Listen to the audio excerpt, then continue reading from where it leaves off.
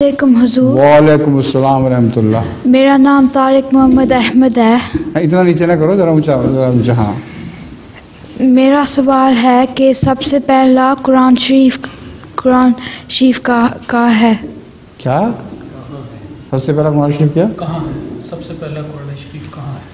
कुरान करीम मुख्तलिफ इस्लामी ममालिक की जो लाइब्रेरीज तो नहीं कहना चाहिए, जो स्पेशल चीज़ें वहाँ रखी हुई हैं उनमें टुकड़े टुकड़े मिलते हैं। टर्की में बहुत ज़्यादा है ये। और कुरान करीम को पहले जो लिखा जाता था, कहीं जिल्द पे लिखा हुआ था, कभी कहीं पारचात पे लिखा हुआ था, तो वो सारे अमलन तो मफकूद समझे गए जाना चाहिए। मगर क्लेम बहुत करते हैं लोग कि वो पुराने कुरान करीम का ये हिस्सा हमारे पास है, कोई कहता है हमारे पास है, कोई कहता है हमारे पास है। मगर हज़रत उस्मान रज़ियल्लाहु ताला अन्हु ने सारे दूसरे नुस्खे जो थे वो नाबूद करवा दिए थे, ताकि क़िराअत के फ़र्क की वजह से, दूसरी वजूहात की बाद वजूहात से आपस में इख्तिलाफ़ ना हो। तो असल कुरान जो हमें ठोस यकीनी तौर पर मिलता है, जिस पर उस ज़माने के तमाम सहाबा की गवाही है, उस ज़माने के नुस्खों ने जिसकी तस्दीक की, वो मुसफ़ उस्मान कहलाता है।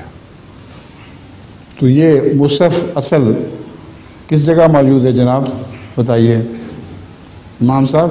5 कापियाँ सुना है कि करवा के मुख्तलिफ इलाकों में पाई गई थी। हाँ, मैंने कहीं पढ़ा है कि रूस में किसी जगह एक कापी हुई है। रूस में पता करवाएं कहाँ है, मुझे याद नहीं है। क्यों हादी अली, कुछ पता है?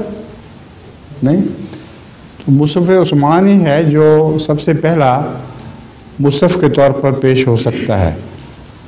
और वो कहते हैं इमाम साहब कि 5 कापियाँ, वो तो मुझे पता है 5 कापियाँ मुख्तलिफ मुल्कों में भिजवाई गई थी, लेकिन महफूज कहाँ है मुझे याद नहीं। इमाम साहब फरमा रहे हैं कि रूस में महफूज है, रूस की लाइब्रेरी में बड़ी बड़ी नादर चीज़ें महफूज हैं इस मॉस्को में, इसलिए वहाँ तलाश करवाना चाहिए।